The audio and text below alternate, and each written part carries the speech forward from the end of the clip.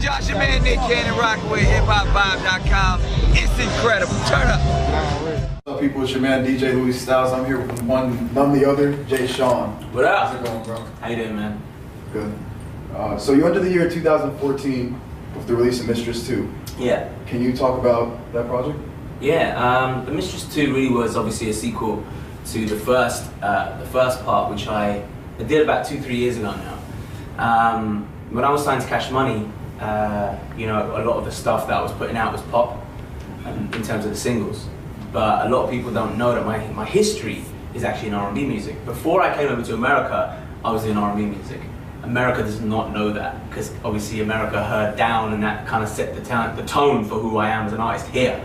But you know, when that's what you do and that's what you love, you don't just stop doing it. So there needs to be an outlet. So for me, I wrote The Mistress as a way of expressing that side of me, which I needed to do because I had all these dope R&B songs in my head, but I wasn't able to put them out. So I was like, all right, I'm gonna push it off as a mixtape. And that ended up being a fan favorite. They actually wanted more of that stuff from me. They were like, yo, why is Mistress not an album? Like, this is what you know, this is dope. So then I did The Mistress II.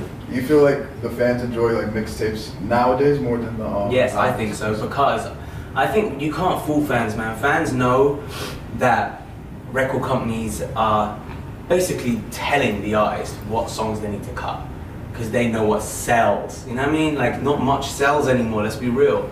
You know what I mean? Why is it that every hip hop artist is dropping mixtapes? Because their album doesn't actually sound like what they want it to sound like. It's gone in a lot more of a pop direction, because that's where it's at, that's what's selling now, you know what I mean? But they're like, but yo, I got all this other stuff that I do, I need to kind of prove my point that, like, you know, people don't think I've gone too soft, so they go and do like a mixtape for the streets. Yeah. And it's the same thing with R&B. It's like the same thing, like Neo did one, Chris Brown did one, I think Usher was doing one, you know what I mean? Like, we all needed to do that, because it was like, don't forget what we actually do, you know what I mean? Yeah. And I think fans enjoy that more because they can tell it's coming from the artist and not from the label.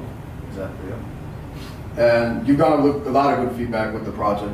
Which song do you say like stuck with the fans like entirely the most? I mean, Tears in the Ocean obviously was a big favorite of the fans, just because I think it's melodic, it's emotional, it's still got some sort of sexy vibe to it, even though the song itself is not, you know what I mean? It's not a sex song. It's like it's a love song. You know what I mean? But they really were drawn to that, and I knew they'd be drawn to that. That's why I put it out as the first song of the mixtape.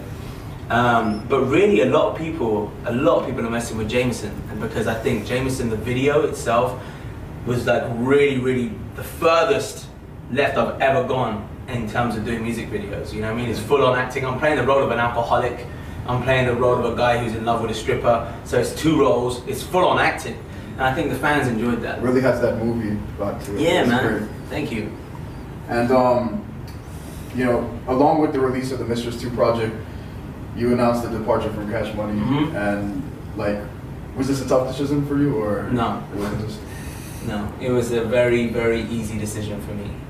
It got to the point where I was like, wasn't getting the support I needed from the label. I wasn't getting the love I needed. I wasn't getting the push, the money, the backing, all of that. I was like, you know, I had a fan base, a legitimate fan base internationally before I signed to Cash Money, and they were getting ignored because they weren't servicing my records overseas.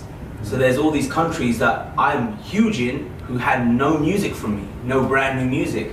And I was like, no, you can't afford to do that, man. I just spent years growing that fan base around the world, and they're hitting me up being like, yo, how come we ain't got this tune? How come America only has this song? And so for me, I was like, you know, I need to kind of handle this myself now. And, you know, I was fortunate enough to get out. I don't regret any of the time I spent there, because obviously it was incredible for me. These plaques are only because of Cash Money, you know what I mean? And it's given me a life, a great life here, and made me, you know, somewhat of a household name, coming off the back of a #1 song in America. Like, you know, that only happened because I signed with Cash Money, so I'm grateful for that. But there comes a point where you have to be like, this ain't working no more. Yeah. This ain't working. No hard feelings, but it ain't working. It's cool. You do you, I'm gonna do me, you know? Yeah. And for like, you think for the new artists of nowadays, do you think that they're better off just kind of doing their own thing, or do you I think a lot of artists are doing their own thing, man. I think a lot of people are just realizing that, like, you know, they're growing up with technology that I didn't have, you know what I mean? We didn't have social media when I first started. 12 years ago, social media didn't exist. So 12 years ago, you were lucky if YouTube was popping, you know what I mean? So 12 years ago, I had to build a fan base from scratch, grassroots level, shows, this, that, and the other, boom, boom, boom. But nowadays, people are more famous on like I said, like on Vine and all of that stuff, Instagram, man. People like, I mean, the fact that Instagram famous is even a term. Oh yeah, you know that, she's Instagram famous. Like, really? Like, that's a thing? You know what I mean? It's like, yeah, he must have seen me on Instagram. Like, man, and they're walking around, they're celebrities now. You know what I mean? It's funny to me. So, but whatever, but the talent-wise, let's talk actual talent, you know, as opposed to, you know, looks or whatever, or sticking your ass out for some likes. Actual likes, actual talent, sorry, like people on Vine who are singing and people on Instagram who are, for example, I just discovered, beatboxing, all that stuff. I've discovered so many artists through Vine and through Instagram, and they have millions of followers already. That means they could do a show tomorrow and probably sell it out. That's without a label. That's from an app. That's crazy. Technology. To me. It's amazing. Yeah. But I'm all for it, man. And if you're at a liberty to say, can you talk about like any label situations that have occurred, like anything that is anyone contacting you at the moment? Yeah, I mean we're holding meetings. That's what I can really say. Okay. You know, I have a choice really. You have a choice when you go independent. It's like, do I do this all myself and do I pay for everything myself, or do I venture up with somebody and be like, okay, yo, this is where it's at, boom, boom, bit of a, you know, you have your own little shares in it and stuff. But you know, I think right now that's where my head's at. Creative control is the most important thing, but you know, having that additional support, of course, helps. And do you have any new projects already planned for the release of 2015? I mean, kinda, nothing set in stone. I know what my goals are for 2015. I know what, in terms of musically, what I'm trying to do, what I want to do. You know, I think it's inevitable I'm going to do Mistress 3. I think everybody, the whole series was so well received that I kind of need to do it Mistress 3, so I'm going to work on that. I've actually started working on that. So, and also like, you know, for me, I think to try to come up with a sound that is